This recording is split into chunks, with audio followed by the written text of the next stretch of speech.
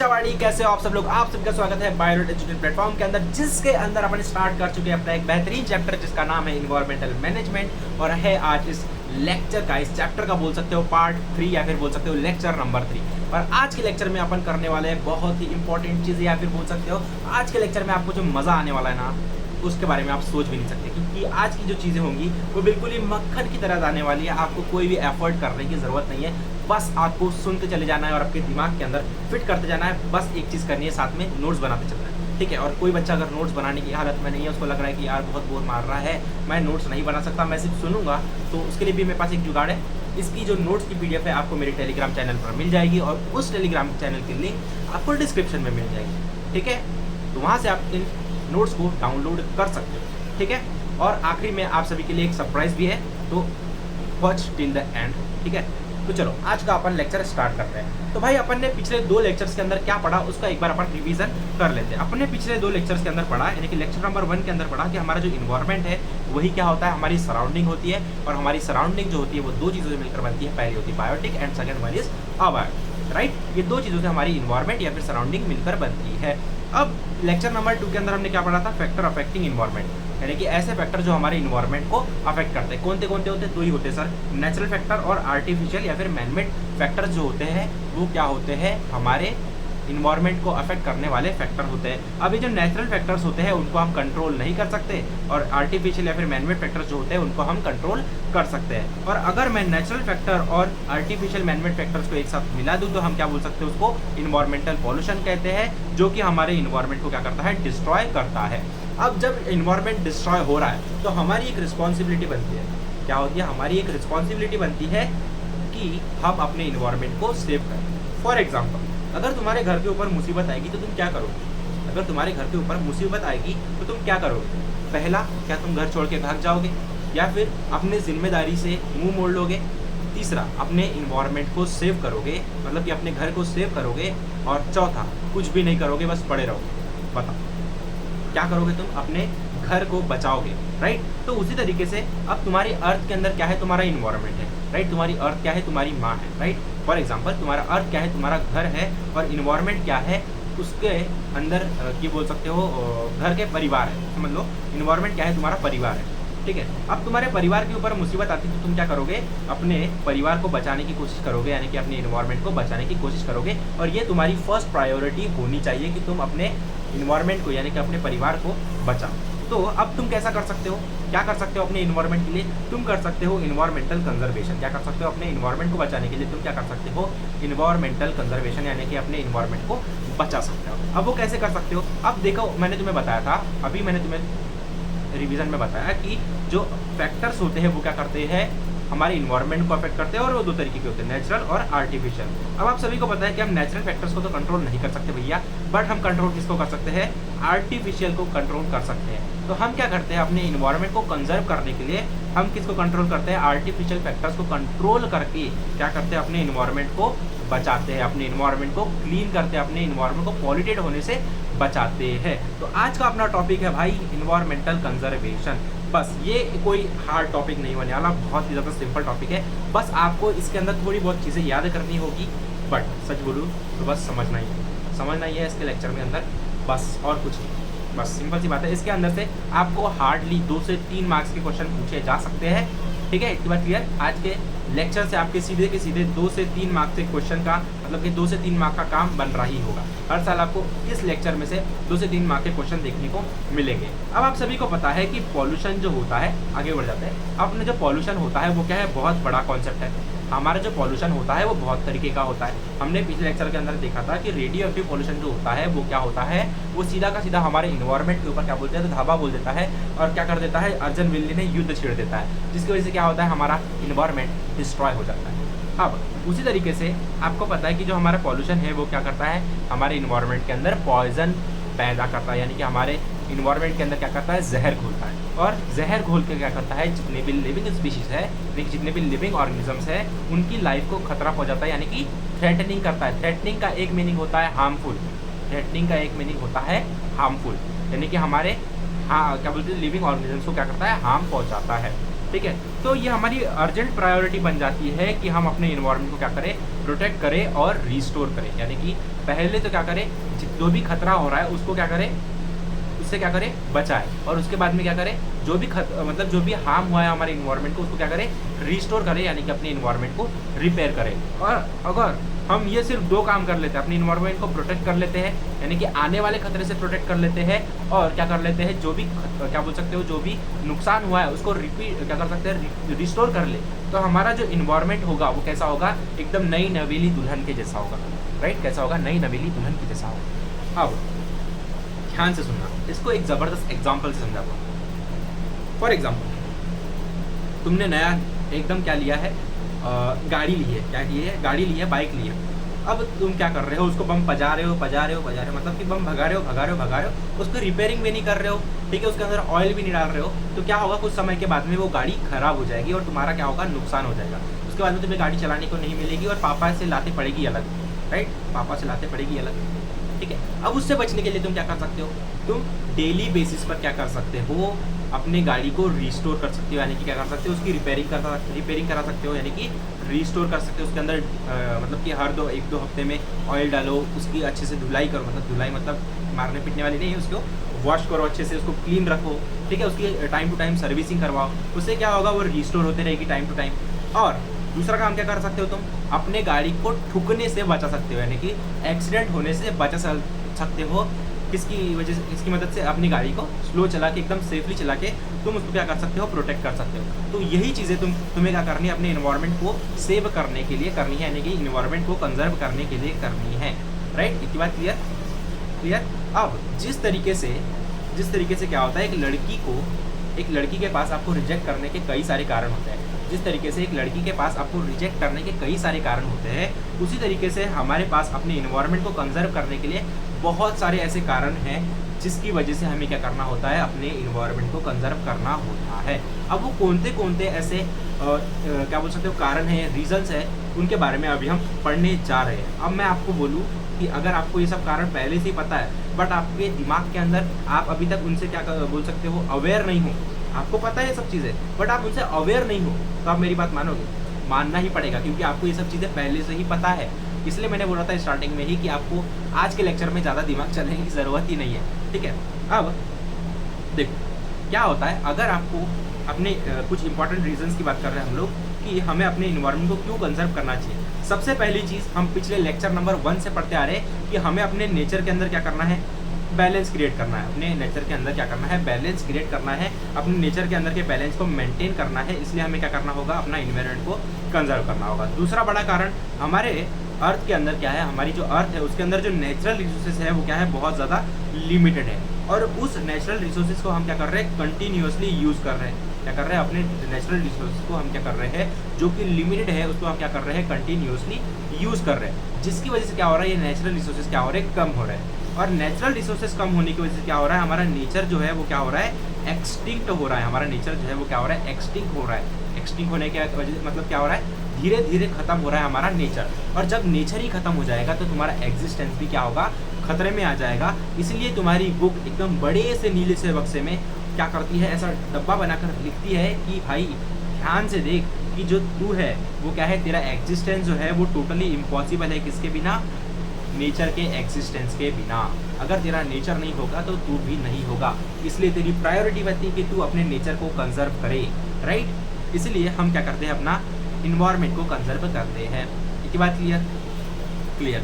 अगर तुम क्या करते हो, अपने नेचर को कंजर्व करते हो, तो तुम क्या क्या कर पाओगे, अपने बच्चों को यानी कि अपने फ्यूचर जनरेशन को एक अच्छी सी लाइफ दे पाओगे। क्या कर पाओगे, एक क्वालिटी वाली लाइफ दे पाओगे, एक सस्टेनेबल लाइफ दे पाओगे। सस्टेनेबल मतलब उनको अच्छी फ्रेश वाली फोटो मिलेगी, यानी कि आने वाले ज़माने के अंदर उन्हें क्या नहीं करना पड़ेगा, ऑक्सीजन सिलेंडर लेके घूमना नहीं पड़ेगा, राइट। उनको अच्छी अच्छी चीज़ें खाने को मिलेगी, बिना फर्टिलाइजर वाली चीज़ें खाने को मिलेगी। वो सब कैसे कर सकते हो तुम, by the help of environmental conservation. यानी कि तुम्हारी बुक कहना चाहती है, अरे यार तुम अपने लिए ना करो मत करो, तुम अपने लिए नहीं करना है मत करो, बट अपने बच्चों के लिए तो करो। ये तुम्हारी बुक कहना चाहती है, ठीक है। और दूसरी बड़ी चीज़, तुम्हें अपने क्या बोल सकते हो, अपने फ्यूचर जनरेशन के लिए क्या करना है, अपने इन्वायरमेंट को क्या करना है, पॉल्यूशन से बचाना है। यानी कि वाटर को क्लीन रखना है, एयर को क्लीन रखना है, ज़मीन को क्लीन रखना है, इसलिए तुम्हें क्या करना चाहिए, इन्वायरमेंटल कंजर्वेशन करना चाहिए। बस यही बेसिक रीज़न है जो जिसकी जो क्या बोल सकते हो, मेरी ज़बान लड़खड़ा रही है, तुम टेंशन मत लो, वापस से बता दूँ, जब नहीं समझ में आया तो कमेंट में ज़रूर से बता देना, ठीक है। क्या बोल रहा था मैं, क्या बोल रहा था भाई, यही बेसिक रीजंस हैं जिनके वजह से तुम्हें अपने इन्वायरमेंट को कंजर्व करना चाहिए। और एक बड़ा रीज़न, जितनी भी डाइवर्सिटीज़ है, बायोडाइवर्सिटीज़ है, उनको कंजर्व करने के लिए तुम्हें क्या करना है, इन्वायरमेंटल कंजर्वेशन करना है। अभी जो बायोडाइवर्सिटी है इसको हम पढ़ेंगे लेक्चर नंबर 4 के अंदर, इसके अंदर पढ़ेंगे, लेक्चर नंबर 4 के अंदर पढ़ेंगे, क्योंकि अगर मैं यहाँ पर बायोडाइवर्सिटी समझाने को गया तो तुम्हारे दिमाग की खिचड़ी बन जाएगी, ठीक है, और तुम फैल जाओगे, समझ गया। तो चलो आगे बढ़ जाते हैं। अब कुछ बच्चों को लग रहा होगा कि यहाँ पर आवाज़ बहुत ज़्यादा है, तो मैं आपको बता दूँ रूम के अंदर कूलर चालू है, इसलिए आवाज़ बहुत ज़्यादा हो रही है, ठीक है, तो इसको इग्नोर करें। अब आपको मैं सुनाता हूँ एक ज़बरदस्त कहानी, आपको मैं सुनाता हूँ एक ज़बरदस्त कहानी। किसकी कहानी सर? राहुल और अंकल गुप्ता की कहानी सुनाता हूँ, राहुल और अंकल गुप्ता की कहानी सुनाता हूँ। अब ये जो राहुल है, अब ये जो अपना राहुल है वो क्या करता है, अपना जो राहुल है वो क्या करता है, नया नया बंदा आता है, कोटा अपने कोटा फैक्ट्री देखिए, क्या कोटा फैक्ट्री देखिए, वो सब छोड़ो, आप ये जो राहुल है वो क्या है, गांव में रहने वाला बंदा है। क्या है, राहुल जो है वो क्या है, गांव में रहने वाला बंदा है। वो पढ़ाई लिखाई के लिए आता है एक शहर के अंदर और जाता है गुप्ता अंकल के पास में, गुप्ता अंकल के पास में जाता है और गुप्ता अंकल से बोलता है, अंकल जी मैं गरीब, मैं खाने को रोटी नहीं है, मुझे कृपया सहारा दे दीजिए, भंडारा करवा दीजिए, रूम का भंडारा करवा दीजिए। तो अंकल जी बोलते हैं, बेटा टेंशन मत ले, हफ्ते का 2000 रुपया लूँगा, बस तुझे क्या करना है, रूम को अच्छे से रखना है, साफ सफाई रखनी है, ताकि अगर कोई नया किराएदार आए तो वो भी अच्छे से रह पाए तेरे साथ में। बट कुछ हफ्ते बाद में क्या होता है, ये जो अपना राहुल होता है वो कैसा होता है, तुम्हारी तरह होता है। वो क्या करता है, रूम के अंदर गंदा फैला देता है, बिल्कुल इधर बुक फेंक दिया है, इधर बुक्स फेंक दिया है, इधर खाने की प्लेट है, इधर कपड़े फेंके हुए हैं, बिस्तर के ऊपर कपड़े हैं, सब कुछ इधर उधर फेंक दिया है उसने, मतलब रूम का पूरा गंदा कचरा कर दिया है, यानी कि रूम को क्या बना दिया है, डस्टबिन बना दिया है। अब क्या होता है, कुछ दिनों के बाद में क्या होते हैं, ये गुप्ता अंकल जो है वो क्या होते हैं, अंकल क्या बोलते हैं, क्या बोल सकते हो, राहुल के पास में किराया मांगने को आते हैं। अब किराया मांगने को तो आ गए अंकल, अब जैसे ही वो दरवाज़ा खोलते हैं तो उन्हें आती है वाह, वो बोलते वाह बेटा वाह, तूने तो बहुत अच्छा काम किया है, ठीक है, बहुत अच्छा काम किया है, तूने मेरे रूम की वाट लगा दी, ठीक है, क्या कर दिया, वाट लगा दी है।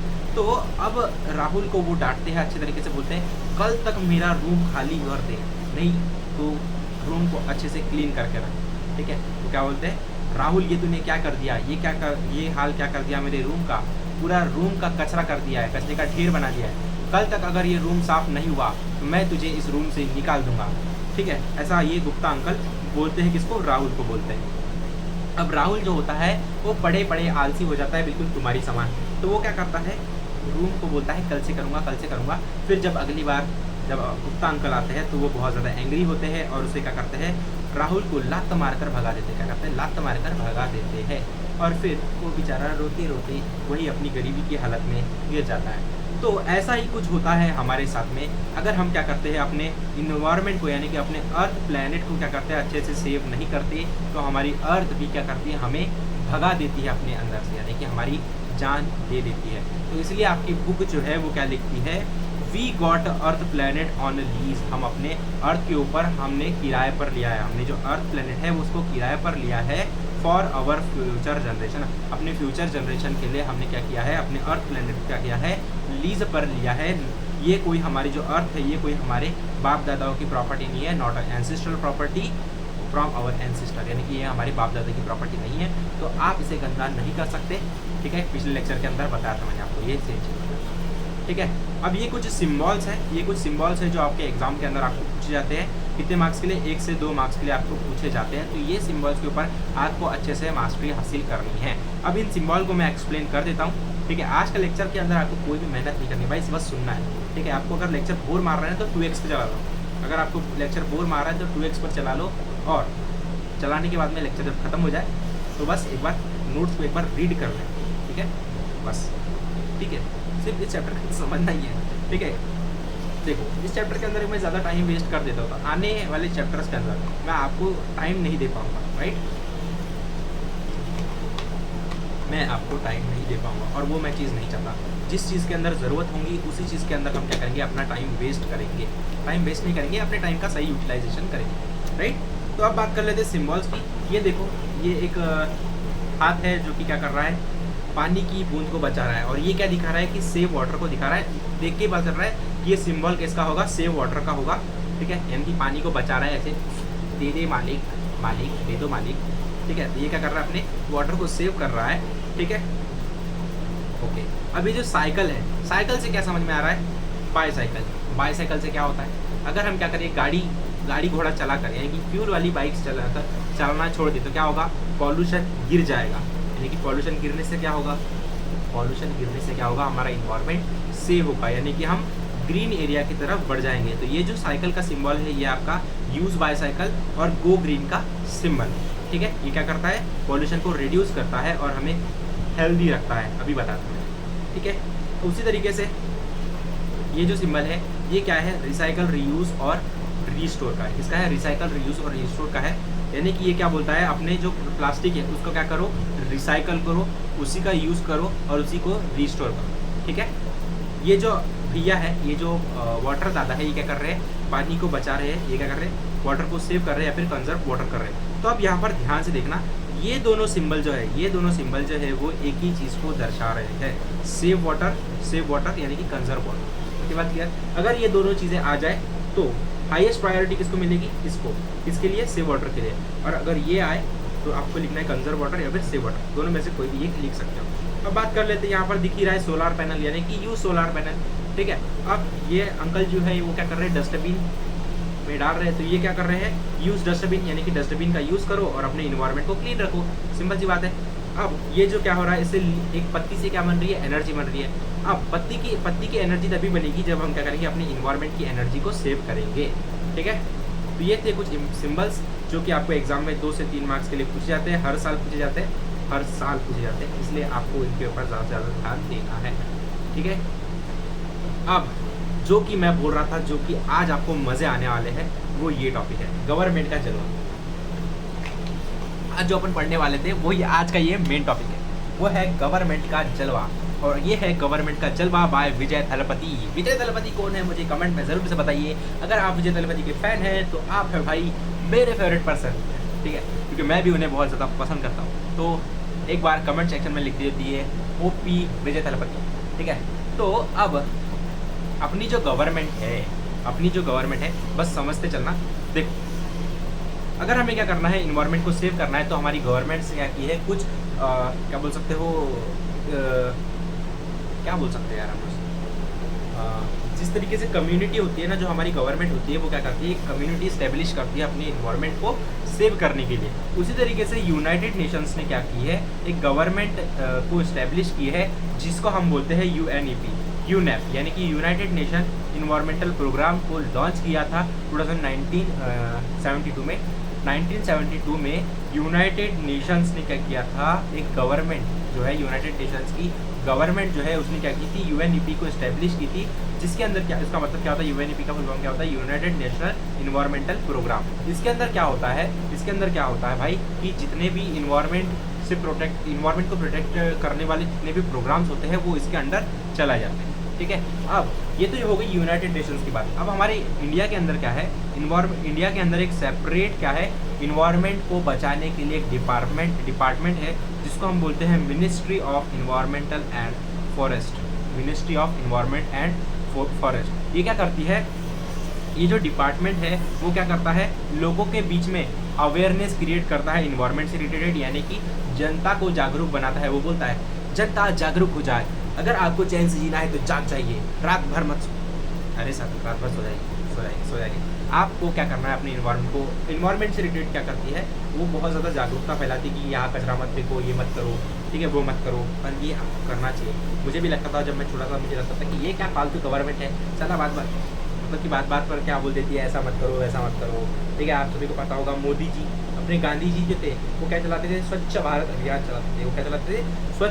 अभियान चलाते थे। तो वो किसके अंडर आ रहा था, ministry of environment and forest conservation के अंदर आ रहा था। अब इन्वायरमेंट से समझ में आ रहा है कि ये इन्वायरमेंट को भी प्रोटेक्ट करेगा और साथ ही में फॉरेस्ट को भी प्रोटेक्ट करेगा। तो इसके अंदर जो है वो फॉरेस्ट सेविंग प्रोग्राम भी चलाए जाते थे। अब ये सबसे इम्पोर्टेंट टॉपिक है, ये जो लॉ वाला टॉपिक है ना, इसके अंदर आपको आने वाली है मज़ा। अब देखो, लॉज फॉर इन्वायरमेंटल कंजर्वेशन, यानी कि ऐसे लॉज जो हमारे इन्वायरमेंट को कंजर्व करने में मदद करते हैं। अब फॉरेस्ट कंजर्वेशन एक्ट की बात करते हैं। फॉरेस्ट कंजर्वेशन एक्ट लागू हुआ था 1980s के अंदर। कब चालू हुआ था ये? 1980s के अंदर चालू हुआ था। ये क्या करता है, ये क्यों क्रिएट किया गया था? ये क्रिएट किया गया था डिफॉरेस्टेशन को स्टॉप करने के लिए, यानी कि जो लोग थे वो क्या कर रहे थे, पेड़ों को बहुत ज़्यादा स्पीड से काट रहे थे, तो उससे बचाने के लिए ये फॉरेस्ट कंजर्वेशन एक्ट स्टार्ट हुआ था। तो अगर आपको क्या करना है, किसी गवर्नमेंट प्रॉपर्टी के अंदर आपको क्या करना है, पेड़ को काटना है, तो आपको क्या करना होगा, गवर्नमेंट से परमिशन लेना होगा। क्या करना होगा? गवर्नमेंट से परमिशन लेना होगा। और अगर आप क्या करते हो, गवर्नमेंट से परमिशन नहीं लेते हो, तो आपको क्या होगी, 15 दिन की क्या होगी, जेल होगी। क्या होगी? 15 दिन की जेल होगी। और आप क्या करोगे, जेल के अंदर चक्की पीसिंग करोगे। ठीक है। उसी तरीके से सेकेंड लॉ की बात करते हैं। सेकेंड लॉ है भैया आपका होता इन्वायरमेंटल कंजर्वेशन एक्ट। और ये इन्वायरमेंटल कंजर्वेशन एक्ट अपने इंडिया के अंदर उतना एक्टिव नहीं है, बट अगर आप फॉरेन कंट्रीज़ के अंदर जाते हो, अगर आप सिंपल सा एक रैपर, जैसे कि यहाँ पर ये कागज जो है, अगर मैं क्या बोल सकते हैं, फॉरेन कंट्रीज़ के अंदर जाकर ये कागज का टुकड़ा अगर रोड पर फेंक देता हूँ ना, तो मुझे 5 साल की जेल हो सकती है। 5 साल की जेल के साथ साथ में 1 लाख रुपए फाइन भी पड़ सकता है। ठीक है। बट अभी हमारे इंडिया के अंदर ये जो एक्ट है वो उतना ज़्यादा लागू नहीं होता। इसके ऊपर जो हमारी जनता है ना, वो बहुत ज़्यादा क्या बोल सकते हो, गैर जिम्मेदार है। ठीक है। बट आप ऐसे ना बने, इसलिए आपको ये पढ़ाया जा रहा है कि आप ऐसे ना बनो। ठीक है। आप जगह जगह ना थूके खर्रा खाकर। ठीक है। आप सभी लोग देखते ही होंगे, ट्रेन के अंदर भी कुछ लोग ऐसे होते हैं, कुछ अंकल आंटी ऐसे होते हैं जो बातें रहता है और बातें करते ऐसे करते, देखो ऐसे करते हैं। तो ऐसा ना करो। ठीक है। उससे क्या होती है, डिसीज़ भी फैलती है। पहली चीज़ तो डिसीज़ भी फैलती है और हमारा इन्वायरमेंट भी गंदा होता है। ठीक है। तो इन्वायरमेंटल कंजर्वेशन एक्ट जो है ये बनाया गया था पॉल्यूशन को कंट्रोल करने के लिए, और क्या बोल सकते हैं, जो पॉल्यूशन कर रहा है उसको पनिशमेंट करने के लिए। ठीक है। तो अगर कोई फैक्ट्री है या फिर कोई पर्सन है, वो क्या करता है, इन्वायरमेंट के अंदर पॉल्यूटेंट को रिलीज़ करता है बिना किसी गवर्नमेंट के परमिशन के, तो उसको क्या मिलेगा, 5 साल की जेल मिल सकती है और 1 लाख रुपए फाइन मिलता है। तो आप मुझे बताओ, आप ज़मीन पे जो थूकते हो, जो आप लोग ज़मीन पे जो कुछ करते हो, मतलब कि आप लोग नहीं जो करते हो, जो अंकल आंटी जो करते हैं, वो क्या सही करते हैं? क्या उन्हें ये जेल होनी चाहिए, 5 साल की जेल होनी चाहिए और 1 लाख रुपए फाइन पड़ना चाहिए? तो यस, उन्हें पढ़ना चाहिए। अगर तुम्हें करना है तो भाई अपने घर में जाके करो। ये जो अर्थ है वो हमारी भी है, तो आपकी रिस्पॉन्सिबिलिटी बनती है कि आप अपने इन्वायरमेंट को कंजर्व करें। ठीक है। अब मैं तुम्हें सुनाता हूँ एक ज़बरदस्त इंसान की कहानी। ये है इंसान एक जादव मोलाई, क्या नाम है, पढ़ो कमेंट में बताओ इसको क्या पढ़ेंगे। आपको सिर्फ इतना याद रखना है, जादव मोलाई अंकल के इंसान। क्या बोला है? ये जो जादव मोलाई अंकल है वो क्या थे, पैदा हुए थे कब, आसाम में पैदा हुए थे 1963 के अंदर। और ये क्या थे, एक कैपेबल पर्सन थे जो कि अपने फॉरेस्ट वर्क करते थे। इन्होंने अपने जो फॉरेस्ट वर्क की जर्नी थी वो स्टार्ट की थी 16 साल की उम्र में, यानी कि 1979 के अंदर। यानी कि जब ये 16 साल के जो थे अंकल जो थे, जादव मोलाई जो अंकल थे, वो कब पैदा हुए थे, 1963 के अंदर पैदा हुए थे आसाम के अंदर। ठीक है। फिर जब ये जैसे जैसे बड़े हुए तब ये क्या हो गए, 16 साल के हो गए। जब बड़े हो गए तो 16 साल के होंगे ही, तो उन्होंने क्या किया था, अपना फॉरेस्ट के अंदर काम करना शुरू किया था। फिर क्या हुआ था, एक बार क्या हुई थी, वो उस जंगल के अंदर क्या हुई थी, बाढ़ आ गई थी। क्या हुई थी, जंगल के अंदर बाढ़ आ गई थी। तो बाढ़ की वजह से क्या हुए थे, बहुत सारे स्नेक्स जो है वो जंगल के अंदर रहते थे, उनकी क्या हो गई थी, डेथ हो गई थी। क्या हो गई थी, लार्ज नंबर ऑफ स्नेक क्या हो गए थे, डेड हो गए थे, यानी कि मर गए थे। किसके अंदर, ब्रह्मपुत्र फ्लड के अंदर। क्या हो गए थे, ब्रह्मपुत्र फ्लड के अंदर क्या हुई थी, जब बाढ़ आई थी ब्रह्मपुत्र रिवर के अंदर, तो उसके अराउंड जितने भी जंगल थे और उस जंगल के अंदर जितने भी रहने वाले स्नेक थे, उनकी क्या हो गई थी, मौत हो गई थी। तो उनको बचाने के लिए, आगे ऐसा ना हो इसलिए क्या किए थे, अपने जो जावद मोलाई अंकल थे उन्होंने क्या किए थे भाई बताओ, बाम्बू के जो झाड़ थे, यानी कि जो क्या बोल सकते हो, बांस के जो झाड़ थे, उनका इम्प्लांटेशन स्टार्ट किए थे। किसका स्टार्ट किए थे, इम्प्लांटेशन स्टार्ट किए थे। हर दिन वो 20-20 बाम्बू हर दिन गाड़ते थे, हर दिन 20-20 बाम्बू क्या करते थे, ज़मीन के अंदर गाड़ते थे, यानी कि प्लांट करते थे। और ऐसा करते करते उन्होंने 1979 के अंदर क्या किया था, 2000 हेक्टर के अंदर, यानी कि 200 एकड़ ज़मीन के अंदर क्या किया था भाई, ये जो फॉरेस्ट है पूरा बाम्बू का पूरा प्लांट, मतलब कि बाम्बू का पूरा फॉरेस्ट खड़ा कर दिया था आसाम के अंदर। और उसके लिए इन्हें एक नोबेल प्राइज़ भी मिला था। क्या मिला था? नोबेल प्राइज़ भी मिला था। ठीक है, यहाँ पर दिया होगा, 1 सेकेंड। हाँ, इनको एक नोबेल प्राइज़ भी मिला था। इसके बाद नोबेल प्राइज़ यानी कि पद्म श्री अवार्ड मिला था। Padma Shri award winner Shri Shri Shri Javed Molai uncle. ठीक है, तो याद रखना है तो सिर्फ इतनी बातें याद रखो। यहाँ पर मैं हाईलाइट भी कर देता हूँ, तुम्हें याद क्या क्या रखना है, एग्जाम के अंदर जो पूछेगा वही बता रहा हूँ। ठीक है, ताकि तुम्हें ज़्यादा मेहनत ना करनी पड़े। सिर्फ इतना याद रखना, पैदा कब हुए थे, जावेद मोलाई अंकल पैदा कब हुए थे, उन्होंने कब काम स्टार्ट किया था, ठीक है, किसकी वजह से किया था। ठीक है, हर दिन वो 20 प्लांट क्या करते थे, प्लांट करते थे। कितने इसके अंदर, 200 हेक्टर के अंदर उन्होंने पूरा का पूरा फॉरेस्ट फैला दिया था। ठीक है, डेली 30 साल तक उन्होंने काम किया था। कितने साल तक? 30 साल तक वो इसको प्लांट करते गए। ठीक है, और उन्होंने क्या किया, एक मोलाई जंगल क्रिएट कर लिया। क्या कर लिया? एक मोलाई जंगल क्रिएट कर लिया। कितने एरिया के अंदर? 1360 एकड़ के अंदर उन्होंने क्या किया था, एक चीज़ मैं तुम्हें दिखाता हूँ, यहाँ पर देखना ध्यान से। उन्होंने क्या किया था, अपने नाम से एक फॉरेस्ट क्रिएट कर दिया था। किसका? बांस का। ठीक है, और ये लोकेटेड है कहाँ, ये जंगल जो है वो लोकेटेड है आपकी कोलीमुखी जोरहाट डिस्ट्रिक्ट में, आसाम के अंदर। ठीक है, और इनको पद्मश्री अवार्ड मिला था। बस इतनी सी बात है जो आपको याद रखनी है पूरे के पूरे पैराग्राफ के अंदर। अगर आप इसको बुक के अंदर पढ़ने जाते हो ना, आपका बता रहा हूँ तुम कन्फ्यूज हो गए। ठीक है, तो आज के लेक्चर को अपन यहीं पर एंड करते हैं, और कल के लेक्चर के अंदर जो होने वाला है बहुत ही इंपॉर्टेंट लेक्चर होने वाला है, क्योंकि कि कल का लेक्चर जो होगा उसके अंदर हम पढ़ेंगे बायोडाइवर्सिटी और हॉटस्पॉट पढ़ने वाले हैं, जो कि बहुत ही ज़्यादा इंपॉर्टेंट लेक्चर होने वाला है। क्या होने वाला है? AIMP लेक्चर होने वाला है, तो इस लेक्चर को मिस ना करें। ठीक है, आज का जो लेक्चर हो सकता है ये बोरिंग लेक्चर हो सकता है, बट सच में बोरिंग है। ठीक है, मुझे भी पढ़ाने में मज़ा नहीं आया, क्योंकि इसके अंदर कोई भी कंसेप्चुअल चीज़ें नहीं है, बट सिर्फ चीज़ें याद रखनी है। हद से हद आज के जो अंदर अपन स्लाइड्स पढ़ी है वो 2 से 3 ही स्लाइड्स पढ़ी है, यानी कि 2 से 3 ही पेज पढ़ा है। ठीक है, हद से हद 2 से 3 पेज पढ़ा है, जो कि बहुत ज़्यादा बोरिंग थे इस चक्कर में। ठीक है, तो अपन मिलते हैं कल, और अगर समझ में आया हो तो प्लीज़ एक लाइक कर देना, और लाइक नहीं करना तो प्लीज़ मुझे कमेंट में तो ज़रूर से बता देना कि सर मुझे समझ में आ गया है। ठीक है, मज़ा आ रही है, इतना तो बता ही सकते हो यार, इतना तो कर ही सकते हो। ठीक है, तो चलो मिलते हैं कल, टाटा, ओके, बाय बाय। तब तक के लिए आप सभी को मैं बोलता हूँ गुड नाइट, क्योंकि मैं